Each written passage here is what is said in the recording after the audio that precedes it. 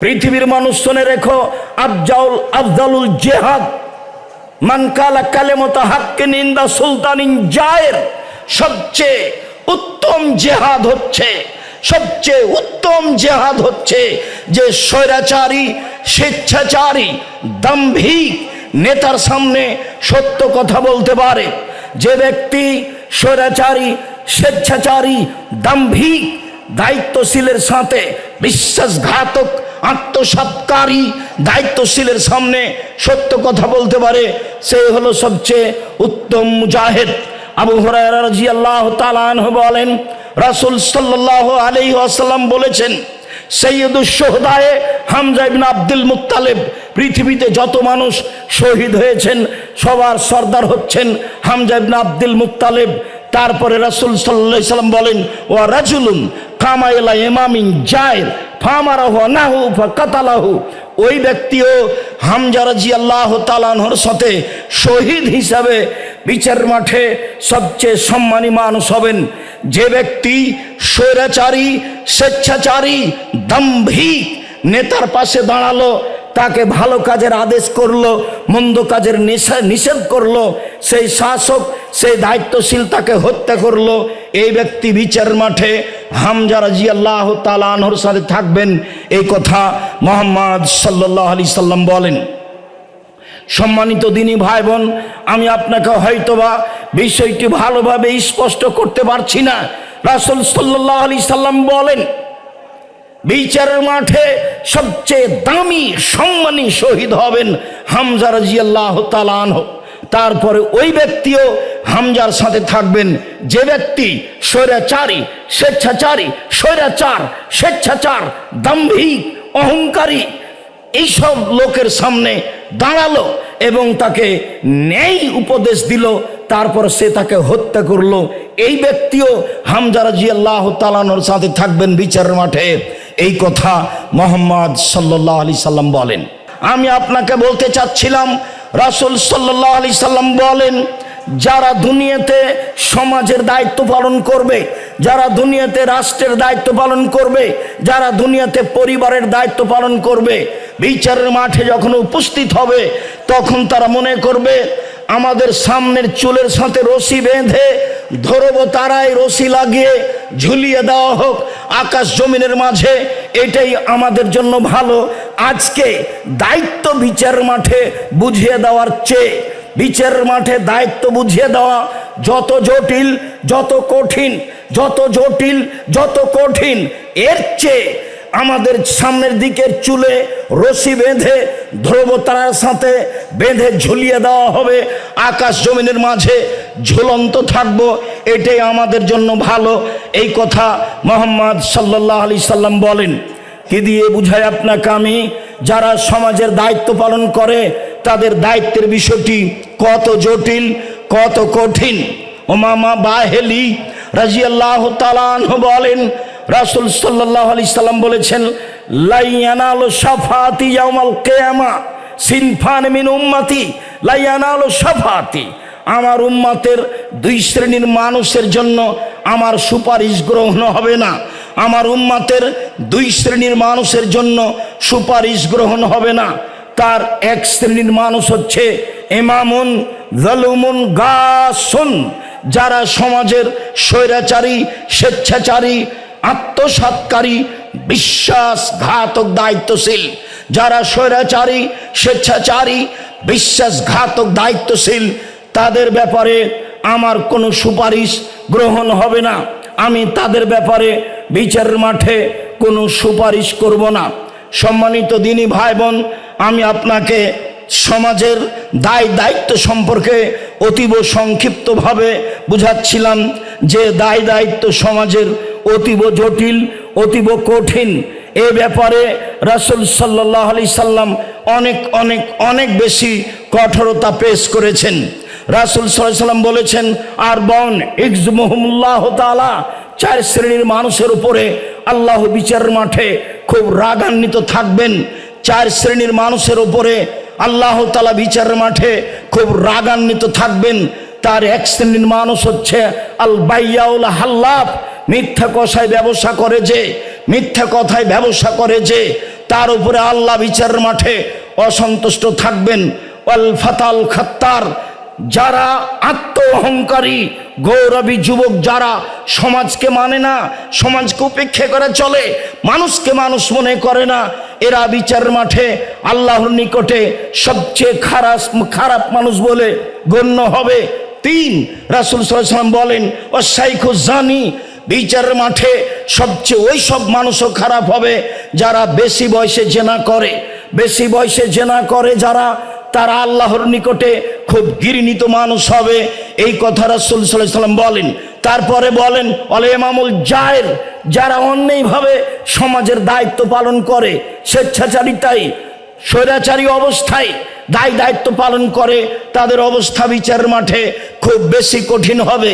Chairman, member, MP, মন্ত্রী, যে কোনো পদের লোক, হেডমাস্টার, হেড মাওলানা, প্রিন্সিপাল, জেল সুপার, যারা যেখানে দায়িত্বে রয়েছেন, এদের দায়িত্বের বিষয়টি যদি সামান্যতম 19-20 হয়ে থাকে, তাহলে বিচারের মাঠে আল্লাহ তাআলা তাদের উপরে খুব বেশি অসন্তুষ্ট থাকবেন।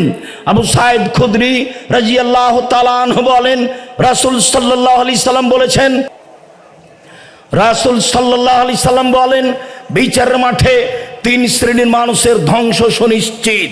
তার এক শ্রেণীর মানুষ হচ্ছে জল্লাতুল আলেম, ভ্রান্ত আলেম, যারা, যেসব আলেম ধর্ম বিকৃত করে খায়, ধর্ম বেচে খায়। এই কথা রাসূল সাল্লাল্লাহু আলাইহি সাল্লাম অন্য জায়গাতে এভাবে বলেছেন, পৃথিবীর মানুষ শুনে রেখো, ইন্নী লা খাওয়াফু আলা উম্মতি, আমি আমার উম্মতের উপরে 3টে বিষয় আশঙ্কা করি। পৃথিবীর মানুষ শুনে রেখো, আমি আমার উম্মতের ব্যাপারে 3টি বিষয় আশঙ্কা করি।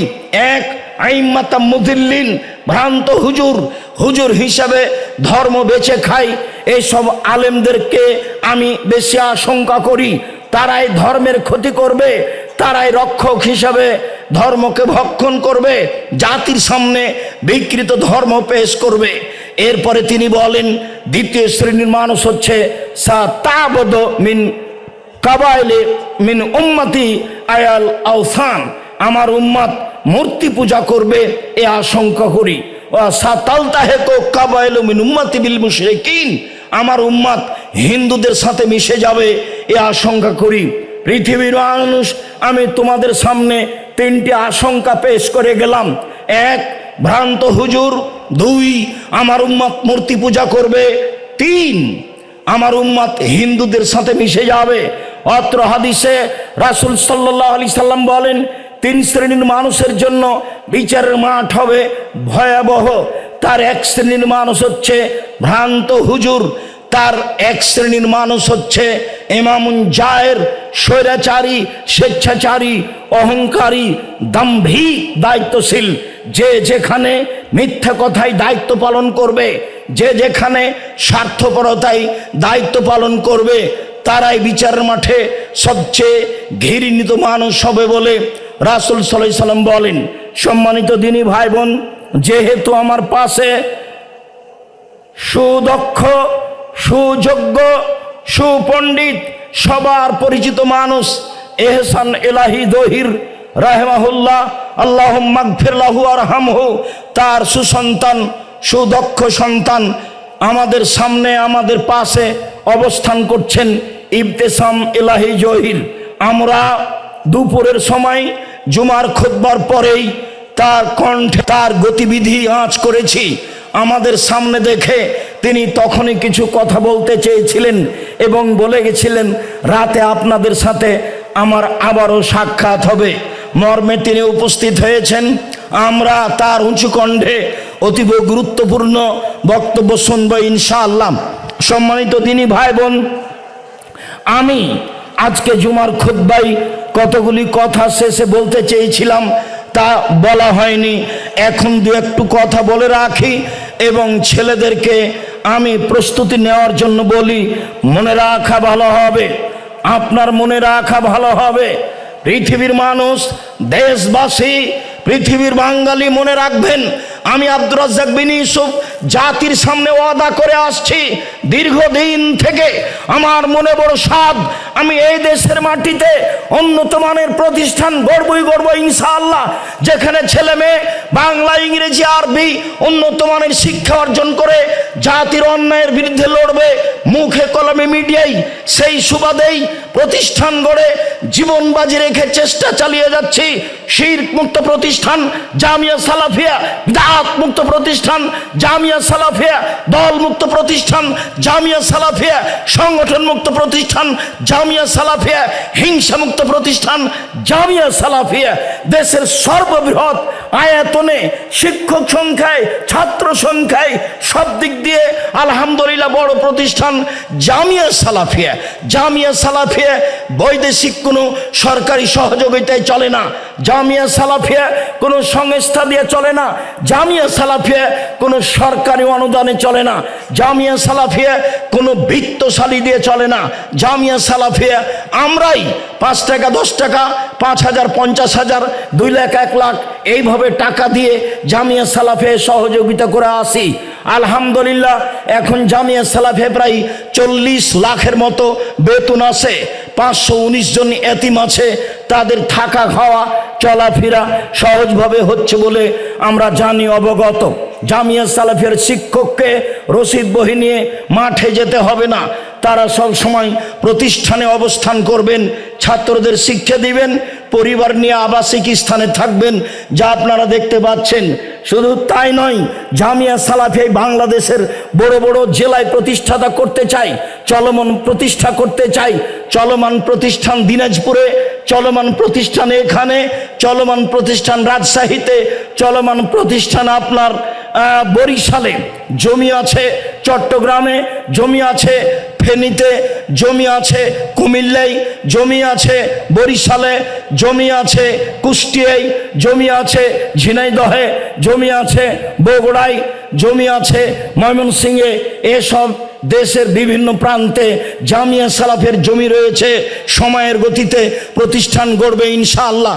সম্মানিত দিনী ভাই বোন, আপনারা শুনে আরো খুশি হবেন। আমরা মানুষের আকীদা সংশোধন করো তো মানুষকে সুন্দরভাবে কোরআন শিক্ষা দিতে চাই। মর্মে একবারে টেকনাফ থেকে তেঁতুলিয়া পর্যন্ত মক্তব প্রতিষ্ঠান করতে চাই, মক্তব চালু করতে চাই, যেখানে থাকবে শিক্ষা কার্যক্রম, কোরআন শিক্ষা, যেখানে থাকবে আকীদা শিক্ষা। এইটাকে সামনে রেখে আমরা সারা দেশ জুড়ে যারা ইমাম প্রশিক্ষণ নিতে চাই তাদের জন্য, সাথে সাথে যারা দিন ধর্ম অল্প সময়ে জানতে চাই তাদের জন্য ব্যবস্থা করেছি। প্রশিক্ষক রয়েছেন জামিয়া সালাফিয়া রাজশাহীতে, যাবেন ফ্রি, আসবেন ফ্রি, খাবেন ফ্রি, থাকবেন ফ্রি, আপনার বই পুস্তক ফ্রি। এখন উপস্থিত প্রায় 550 জন প্রশিক্ষণ নিয়েছেন, যাদের অনেকেই আপনাদের মাঝে অবস্থান করছেন। সম্মানিত দিনী ভাই বোন, আমরা এইভাবে জাতির সংশোধনের দাবি জানিয়েছি, চেষ্টা চালিয়ে যাচ্ছি। সাথে সাথে ব্যতিক্রম পত্রিকা, জামিয়া সালাফিয়ার মুখপাত্র পত্রিকা আল ইতেসাম, যাতে 50টা প্রশ্নের উত্তর রয়েছে, দেশ বিদেশের বড় বড় বিদ্বান নিয়ে 12 জন মুফতি দিয়ে ফতোয়া বের করে এই পত্রিকা বের করা হয়। বাংলাদেশে দেশের বাংলা ভাষায় ব্যতিক্রম পত্রিকা আল ইতেসাম পত্রিকা, যেটা জামিয়া সালাফের মুখপাত্র হিসাবে ব্যবহার হয়। ত্রৈমাসিক পত্রিকা রয়েছে কিশলয়, আরবি ভাষায় পত্রিকা রয়েছে মাজাল্লা, ছেলেদের তো লেখা রয়েছে, যা বের হয়ে শতবার দেখছেন। গ্যালারি হিসাবে ছেলেরা যা কিছু করে রেখেছে দেখলেই ভালো লাগবে। সাথে সাথে গতকাল ছেলেরা যেভাবে বিভিন্ন বিষয়ে কথা বলেছিল, অনেক খুশি হয়েছিলাম। আজকে মেয়েরা যেভাবে পেশ করেছে তাতে তো মনে হচ্ছে মেয়েগুলি সব আগুন বরাবর। যে যখন দাঁড়ালো সে সবার চেয়ে বেশি ভালো করার চেষ্টা করলো, ফলাফলে অবাক হয়ে গেলাম। সম্মানিত দিনী ভাই বোন, সব কিছু মিলে যেটা আমি আপনাদের কাছে জোরালো রেখেছি, সম্মানিত দিনী ভাই বোন যারা আমার সাথে আছেন, যারা অনলাইনে পৃথিবীর বিভিন্ন প্রান্ত থেকে বক্তব্য অবগত হচ্ছেন, যারা সময়ের গতিতে অবগত হবেন, আমি সকল দিনী ভাই বোনকে জামিয়া সালাফের প্রতি আন্তরিক ভালোবাসার দাবি রাখি। সবাই মন থেকে জামিয়া সালাফিয়াকে ভালোবাসবেন, সংকীর্ণতার কোনো প্রয়োজন নেই। ভালোবাসা দেখিয়ে প্রথম যেটা আমি আপনার কাছে দাবি রেখেছি সেটা হলো এই, একটু মুখে বলবেন আল্লাহ তুমি জামিয়া সালাফিয়া কবুল করো। এইটুকু আমার বড় সাধ। আমি সেদিন বলেছিলাম 2013 সালের 24শে আগস্ট রোজ মঙ্গলবার কাঁঠাল গাছের নিচে, আমার হাতে টাকা নেই কথা সত্য, এখানে প্রতিষ্ঠান গড়বে এ কথা সত্য, ইনশাল্লাহ গড়বেই গড়বে। সবাই আপনারা দোয়া করেন, ওপরে যদি কবুল হয়ে যায় তাহলে সহজ, ওপরে যদি কবুল না হয় সারা দুনিয়া যদি লেগে থাকি তাহলে সহজ সম্ভব নয়। সেই কথাই মাঝে মধ্যে বলি, এখনো বলছি। সম্মানিত দিনী ভাই বোন, একটু দাবিটা রক্ষা করবেন, মুখে বলবেন, নিজের জন্য যেমন, ছেলে মেয়ের জন্য যেমন, বাপ মায়ের জন্য যেমন, আত্মীয় স্বজনের যেমন, মরা ব্যক্তির জন্য যেমন দোয়া করে থাকেন, বলবেন তেমন আল্লাহ তুমি জামিয়া সালাফিয়াকে কবুল করো। সাথে সাথে সামান্য পয়সা হলেও সহযোগিতা করা লাগে। মুহাম্মদ সাল্লাল্লাহু আলাইহি সাল্লামের চলেনি 10-এর পয়সা ছাড়া, কোনো নবী রাসূলের চলেনি 10-এর পয়সা ছাড়া, পৃথিবীর কোনো দিনই কাজ চলে না এরকম পয়সা ছাড়া। বিশেষভাবে ভারত, বাংলাদেশ, পাকিস্তানে এইসব দিন শিক্ষার প্রতিষ্ঠানগুলি মানুষের সহযোগিতায় চলে থাকে। তাই ভারত, বাংলাদেশ, পাকিস্তানের বড় বড় বিদ্বান মনে করেন যে একমাত্র এই বেসরকারি কওমি এই প্রতিষ্ঠানগুলি, এই জামিয়া সালাফের মতো প্রতিষ্ঠানগুলি এদেশের মাটিতে দিন ধর্মকে জাতির সামনে শক্ত করে আঁকড়ে ধরে আছে। এটাই হচ্ছে আপনার মূলভাবে দিন ধর্ম টিকে রাখার মাধ্যম। বিশেষভাবে জামিয়া সালাফি আসলে, সালাফি কনফারেন্সে আসলে কাউকে উঠানো লাগে না, কাউকে নামানো লাগে না, কারো প্রশংসা করা লাগে না। বিষয়ভিত্তিক সম্ভ্রান্তভাবে, সুন্দরভাবে, সুচিন্তিতভাবে বক্তব্য শুনি, ফলাফল বুঝি, আমল করার চেষ্টা করি। যাওয়ার সময় সেইভাবে বই পুস্তকগুলো ক্রয় করে নিয়ে যাই। মর্মে আমি আপনাকে বলছি, কম থেকে কম, বেশি থেকে বেশি, কম থেকে কম, বেশি থেকে বেশি। ছেলেরা আপনাদের সামনে আসছে, বৈঠকি দানে কেউ ঘাটতি করবেন না। দ্বিতীয় হচ্ছে, গত বছর বলেছিলাম এই মসজিদের কথা, যে মসজিদ এখন ঢালাই হয়েছে, মেঝে পাঁচগুলি তৈরি হয়েছে, এখন পর্যন্ত যেটুকু পাইলিং হয়েছে তাতে প্রায় 2 কোটি টাকা খরচ হয়েছে। এখন পর্যন্ত পিলারও যা ঢালাই হয়েছে তাতে প্রায় 2 কোটি টাকা খরচ হয়েছে। এখনো ওই অংশের ছাদ বাকি আছে, বাকি অংশ তো সময়ের গতিতে হবে ইনশাআল্লাহ। সেই কথাটাই আবারও এবছর পেশ করছি। 1 স্কোয়ার ফুট সমান 5,000 টাকা। সবাই এই টাকায় অংশগ্রহণ করার চেষ্টা করবেন। এখন করেন, 2 দিন পরে করেন, নাম লিখিয়ে দিয়ে যাবেন, যাতে করে আপনার দেওয়া সহজ হবে, আমাদের নেওয়া সহজ হবে। সকল দিনী ভাই বোনকে আমি এই জোরালো দাবিটি পেশ করে অন্তত 1 স্কোয়ার ফিট ক্রয়ের জন্য জোরালো দাবি রেখে গত বছরের মতো বৈঠকি দানে অংশগ্রহণ করার জন্য অনুরোধ জানাচ্ছি। রাসূল সাল্লাল্লাহু আলাইহি সাল্লাম বলেন, মা মিন ইয়াউমিন ফিহে ইসবিহু ফিহিন নাস ইয়ানজিলানে মালাকানে ইয়ানজিলানে। 2 জন ফেরেশতা আকাশ থেকে নেমে আসেন। ইয়াকুলু আহাদুহুমা, 2 জনের একজন বলেন, আল্লাহুম্মা আতে লিকুল্লি মুমসিকিন লিকুল্লি মুনফিকিন খালাফা। যে যতটুকু দিল তুমি তার ততটুকু পূর্ণ করে দাও। অপরজন ফেরেশতা বলেন, আল্লাহুম্মা আতে লিকুল্লি মুমসিকিন তালাফা। যে যতটুকু দিল না তুমি তার ততটুকু ক্ষতি করে দাও। তারপরে যেটা সব সময় শোনাই, আল ইয়াদুল উলিয়া খায়রুম মিন ইয়াদিস সুফলা, দেওয়া হাত ভালো নেওয়া হাতের চেয়ে। ছেলেরা তোমরা মাঠে যাও, আমিও আপনাদের সাথে অংশগ্রহণ করছি। যারা এখানে স্টেজে আছি তারাও সবাই অংশগ্রহণ করব।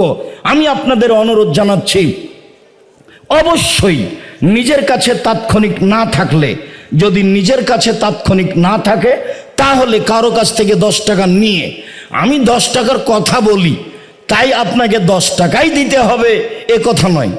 আমি তো বলি এই কথা যে পতিতালয়ের মহিলা যদি কুকুরকে পানি পান করে জান্নাত পেতে পারে, জামিয়া সালাফের মতো নিঃস্বার্থপর প্রতিষ্ঠানে, শিরক মুক্ত প্রতিষ্ঠান, বিদআত মুক্ত প্রতিষ্ঠানে 10 টাকা দান করলে জান্নাত হবে ইনশাআল্লাহ। এই আশা ব্যক্ত করে সকল দিনী ভাই বোনকে দানের হাত প্রশস্ত করার জন্য অনুরোধ জানাচ্ছি। ছেলেরা আপনাদের মাঝে আসছে, তারা আসছে আপনার দক্ষিণ দিক থেকে। সম্মানিত দিনী ভাই বোন সবাই অংশগ্রহণ করবেন, কম হোক বেশি হোক, 200, 500, 2000, 1000, 5000, আর এমনিতেই সবাই নাম লিখিয়ে যাবেন। 5000 টাকার কত টাকা হতে পারে? 1 স্কোয়ার ফিট জমি ক্রয় করা হবে, সময়ের গতিতে দিয়ে ফেলবেন। সম্মানিত দিনী ভাই বোন, আমি আপনাদের জন্য দোয়া করি, যে দোয়া রাসূল সাল্লাল্লাহু আলাইহি ওয়াসাল্লাম বলেছেন, আল্লাহুম্মা সাল্লি আলাইহি আল্লাহুম্মা বারিক আলাইহি আল্লাহুম্মা সাল্লি আলাইহি আল্লাহুম্মা বারিক আলাইহি। আল্লাহ যে যতটুকু দান করলো তুমি তার ততটুকু পূর্ণ করে দাও, তুমি তাদের অর্থ সম্পদে বরকত নিরাপত্তা দান করো। আমি জানি না আপনাদের মাঝে কে কেমন আছেন। বহু রডের প্রয়োজন, 2 টন 5 টন রড দিয়ে পাঠাবেন, 2000, 5000 ব্যাগ আপনি সিমেন্ট দিয়ে পাঠাবেন। আজকে আমি জনগণকে বলবো, কে দিবেন 5 ব্যাগ, কে দিবেন 7 ব্যাগ। আমি তো এভাবে কোনোদিন বলি না, কাজ হবে ইনশাআল্লাহ। আপনি করবেন, আমি করব, যা হয়ে আসছে। সম্মানিত দিনী ভাই বোন, এই ছেলে, সম্মানিত দিনী ভাই বোন, জাযাকুমুল্লাহ খায়র, বারাকাল্লাহ। সকলকে আমি অংশগ্রহণের জন্য জানাচ্ছি। আর আমি যেটুকুই বলি, আপনি সময়ের গতিতে উঠে যারা লিখেলেখি করছে, সেখানে 2 টন 1 টন রডের কথা বলবেন, সেখানে 5000 টাকার কথা বলবেন, সেখানে 5 ব্যাগ, 50 ব্যাগ, 100 ব্যাগ সিমেন্টের কথা বলবেন। বিশাল মসজিদ, আমরা উত্তর থেকে দক্ষিণ প্রায় 300 ফুট অনুমান করছি, পূর্ব থেকে পশ্চিম প্রায় 200 ফুট অনুমান করছি, যার একতলায় 7 থেকে 10,000 মানুষ সালাত আদায় করতে পারবে ইনশাআল্লাহ। যে মসজিদ প্রায় 2 একর জমির উপরে অবস্থান করবে বলে আমরা আশা করছি। সম্মানিত দিনী ভাই বোন, আপনারা আমার খুব কাছের মানুষ, আমি আপনাদের অন্তর থেকে ভালোবাসি। বাংলাদেশের বিভিন্ন জেলা থেকে এসেছেন, রংপুর, দিনাজপুর, লালমিরহাট, নীলফামারী, কুড়িগ্রাম, পঞ্চগড়, ঠাকুরগাঁও, গাইবান্ধা, জয়পুরহাট, সাতক্ষীরা, যশোর, কুষ্টিয়া, ঝিনাইদহ, সিরাজগঞ্জ, এদিকে আপনার নোয়াখালী, আপনার শরীয়তপুর, মাদারীপুর, চট্টগ্রাম, আপনার বান্দরবন, খাগড়াছড়ি, এদিকে বরিশাল, এদিকে কুমিল্লা, ওইদিকে আপনার ব্রাহ্মণবাড়িয়া, আপনার এসেছেন, আপনার ওই সিলেট থেকে, বিভিন্ন জেলা থেকে আপনারা উপস্থিত হয়েছেন।